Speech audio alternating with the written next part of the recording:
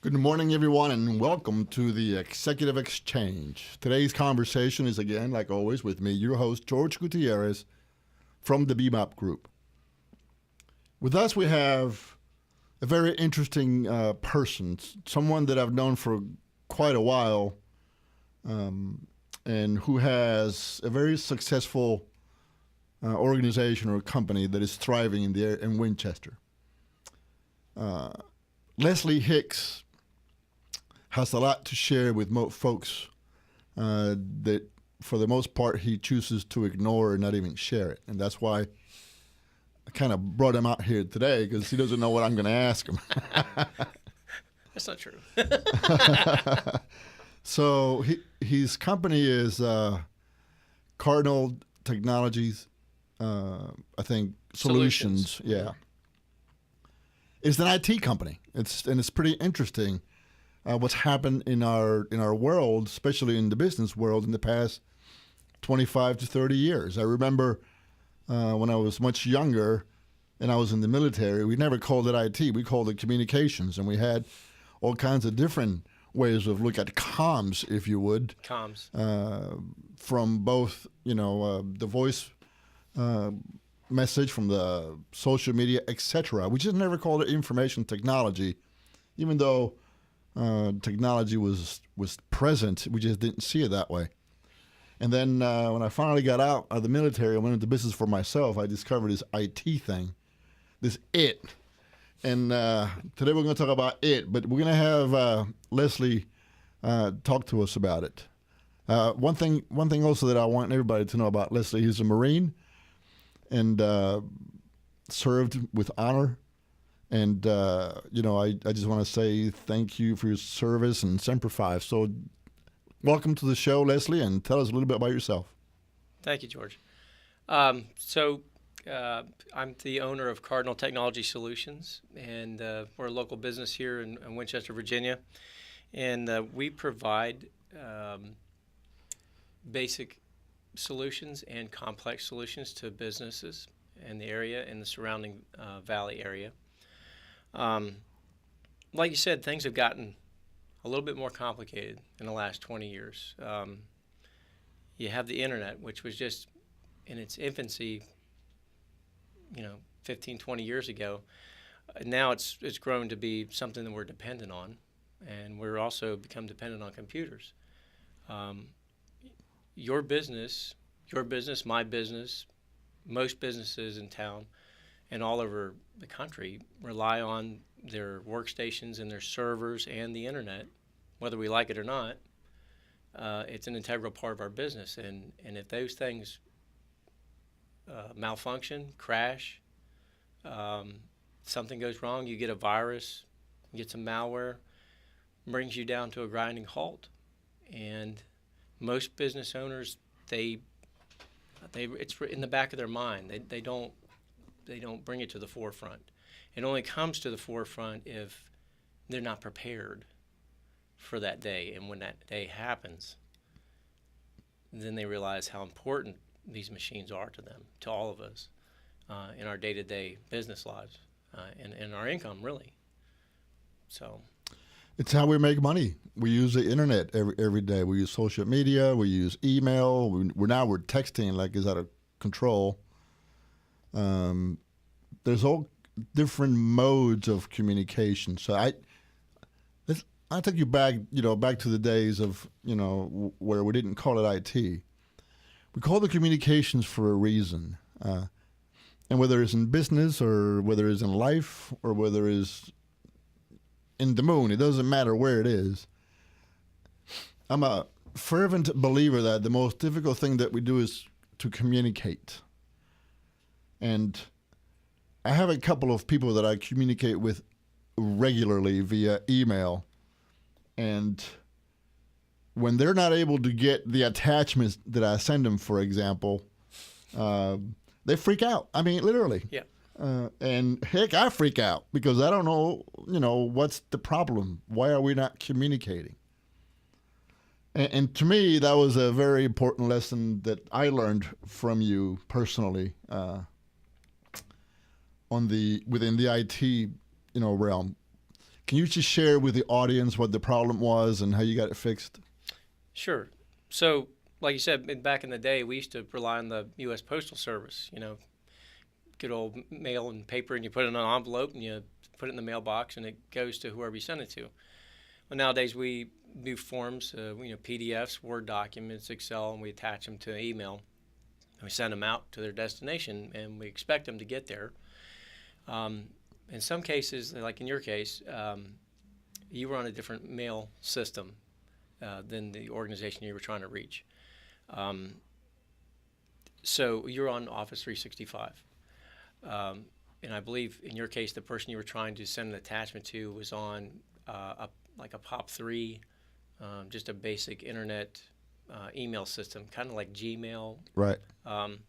And so when you send an attachment through Office, it went through the Exchange server, and then when it reached the destination at this Gmail server, it didn't know how to handle the way that attachment was configured by the Microsoft Exchange server.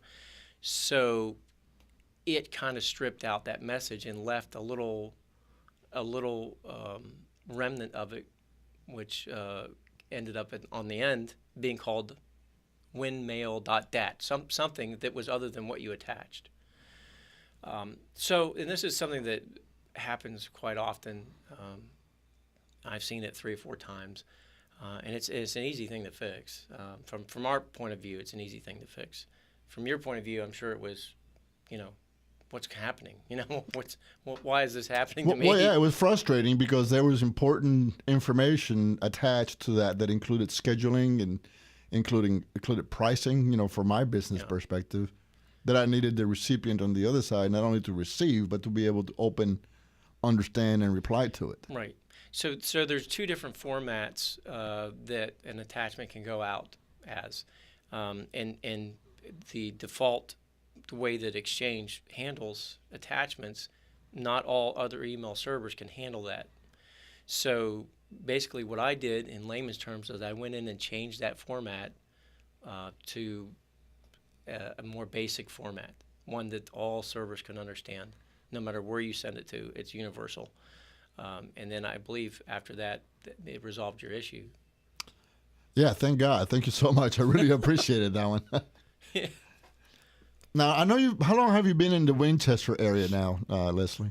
Well, I kind of grew up here, went to high school here. I left in 1988, joined the military, served in the Marine Corps, like you mentioned, for 6 years with a heavy helicopter squadron. Down in North Carolina. After that, I moved down to Florida.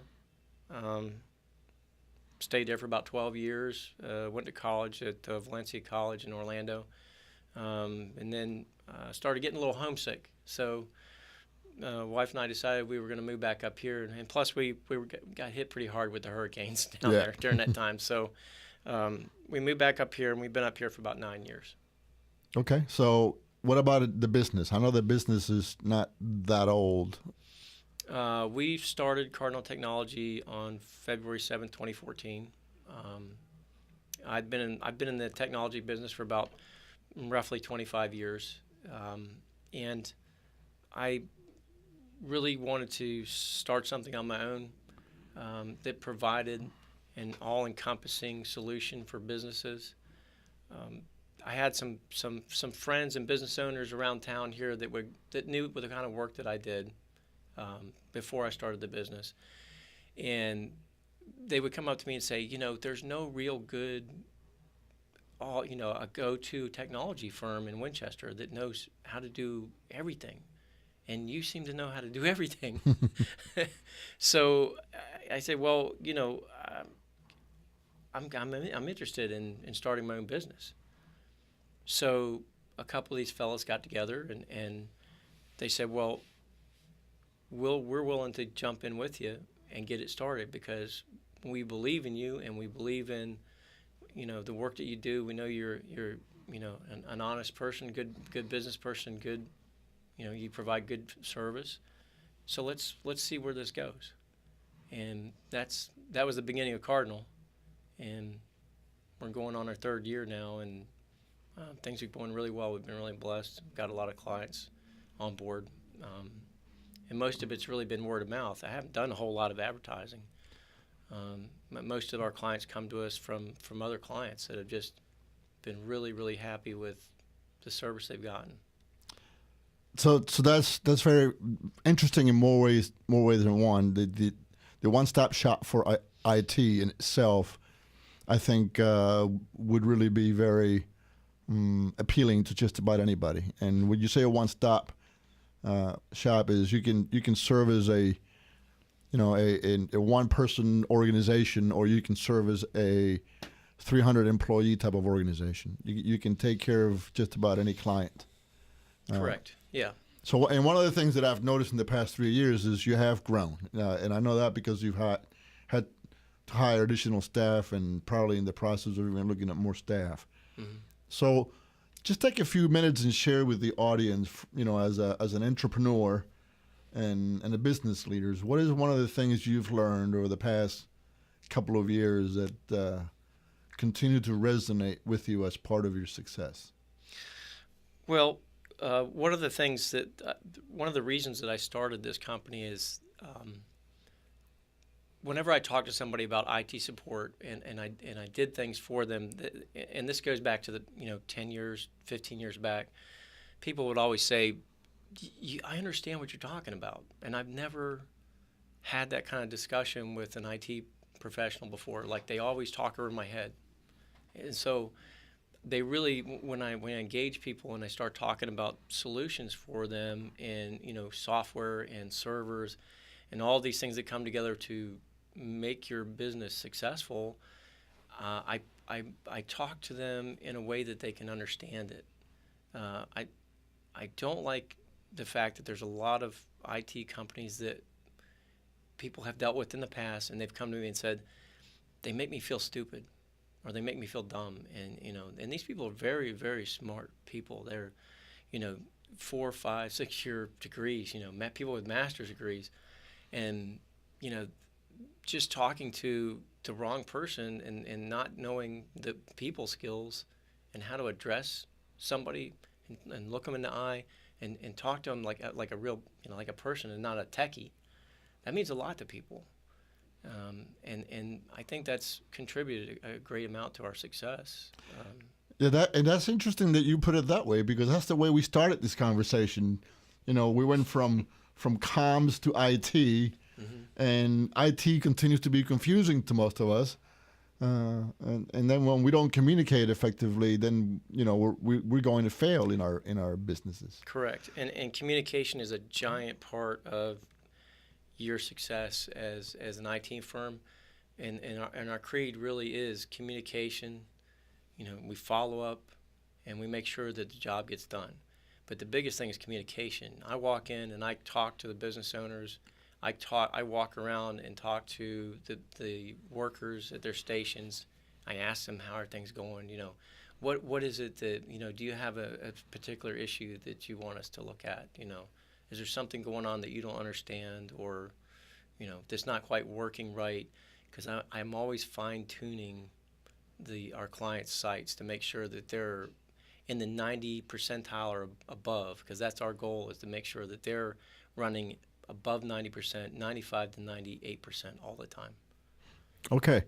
So let's say somebody listening to us right now wants to call you and ask you a question about IT, or maybe somebody's looking to hire, the IT company services. How do they get a hold of you?